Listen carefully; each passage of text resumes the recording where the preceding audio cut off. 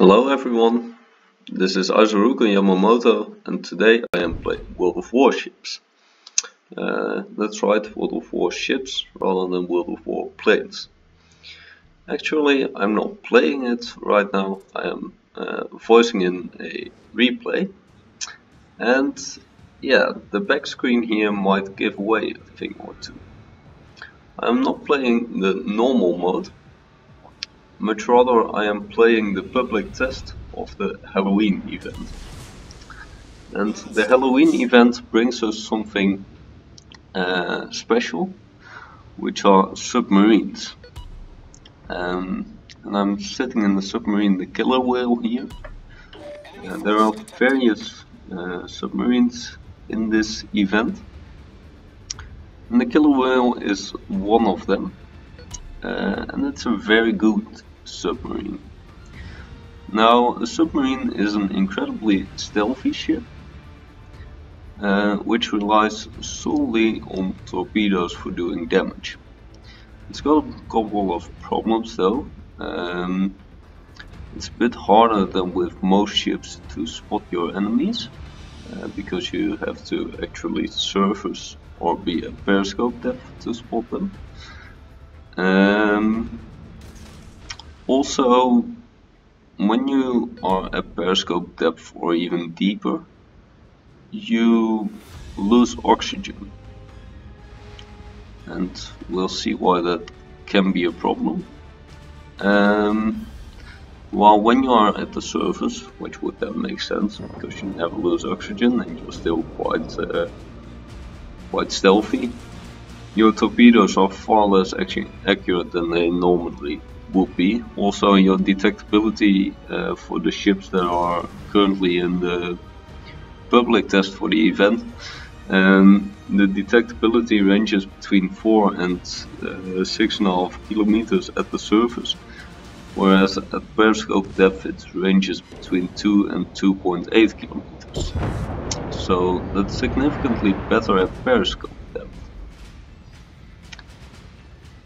Now these torpedoes, there's two types of them in this event. I really wonder what that's going to be like in the real gameplay, should they ever implement it. But in this event there are two types, being a freezing torpedo, which stuns the enemy. It takes out their engine, it takes out their weaponry. And those torpedoes are really fast. And there's a regular type torpedo which is a bit slower. Yeah, and they do more damage. And they also have a higher chance of flooding. Now the flooding chance on these torpedoes is ridiculous anyway. So we can see now that yeah, my ship has a detectability of 6.4 kilometers here. I think. Oh no, that's my torpedo range. And the standard torpedo range here is 8 kilometers. But since your skill set is quite limited for submarines, I decided to pick up torpedo acceleration. And that simply gives your torpedoes 5 knots extra, and yeah, submarines are incredibly good at closing in on their enemies, at least in this event. So why not take torpedo acceleration? The answer is, well, there is no proper reason not to. So let's pick up torpedo acceleration. And if we look at the rate at which I'm spamming torpedoes here, it's quite insane, because I can just pop out one torpedo after the other, and yeah,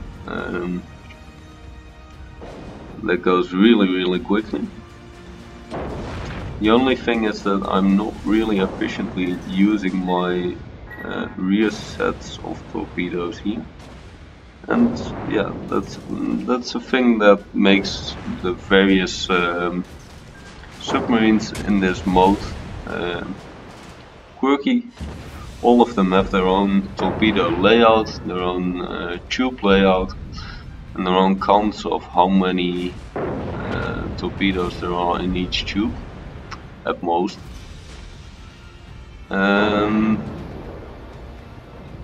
So in general, I think this layout is very comfortable, very good. And the killer whale will probably not be the first submarine that you get in the event. At least it wasn't on the public test. But it will be relatively easy to unlock.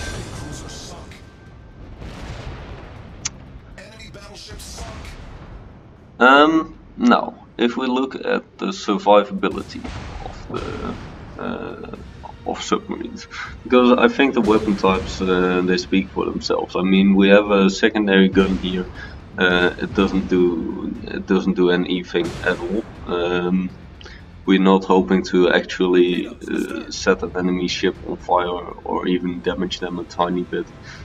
We just want to do that via torpedoes.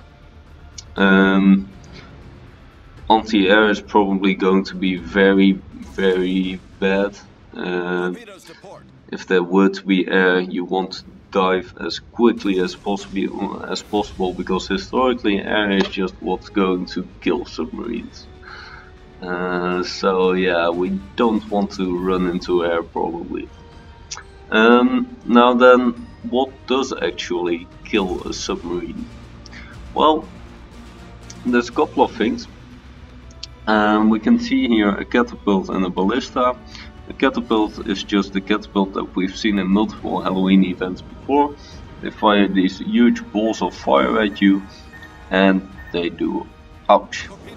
Except when you're in the water, because much like shells, these shells don't go underwater.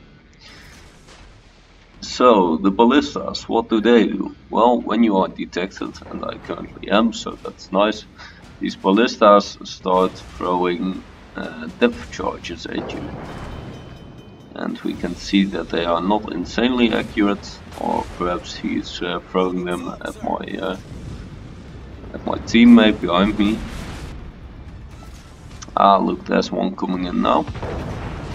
And those depth charges, they detonate at a random depth.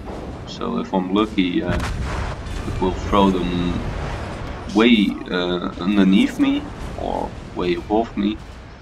But they don't actually look at where I'm sitting. It's just completely random, and yeah.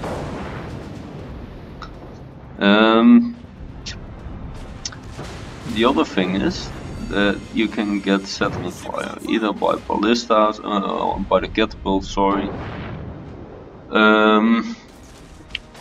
or by, well, ships, secondary guns, high explosive shells. They can set you on fire, and of course the initial damage from those shells, if you are at surface, or I think also at periscope depth, but some shells can also hit you at periscope depth. Yeah, those shells can set you on fire, and well, one might think, okay, if you are on fire and you're in the submarine, then you just dive and you're in the water, so out is the fire. But these are internal fires. So that's really what's going to hurt you, all these fires. And I wonder what that's going to be like in the actual gameplay, because, well, if of course destroyers don't really rely on fires, but if you have a ship type that's not good at making fires in the first place, such as a Grtz, I don't think it's very good at making fires. I'm not 100% sure, I'm just naming it as an example. Low rate of fire, not the best initial chance of fires. It might be quite annoying to make reliable fires with that on a submarine, especially because you're not going to hit everything. And I wonder if a ship like that has any proper chance of defeating the submarine. Torpedoes, yeah, are able to hit submarines, but obviously you can just dive underneath torpedoes. So yeah, that's not a very valid mechanism either. The main weaponry, however, is just going to be depth charges, and in a minute or two there will be enemy destroyers showing up which carry depth charges. In fact, there's one sitting at the left of me right now. He's even detecting me. And well, these destroyers both shoot at you, and if they think that they are close to you, they'll start dropping depth charges. So that's very interesting. Except, yeah, you will of course die from those, and that's a bit more annoying than interesting. Now, he's one of my favorite things that you can do with a submarine, especially if it has launches at both the front and the aft side. You can just dive underneath a ship, go to its other side and launch some more torpedoes from the other side. And yeah, what chance does it stand? Well, it stands a pretty good chance, because well, this is the Rasputin, our final boss, but of course it's taking a whole lot of damage from this.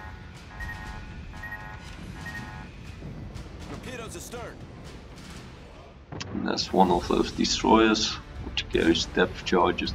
Really guys, if you run into these destroyers in the event, these are your problem. Not the cruisers, not the battleships, not even Rasputin probably. These destroyers are what's going to sink you, nothing else will. Yeah, over time maybe, but these destroyers are able to quickly sink you.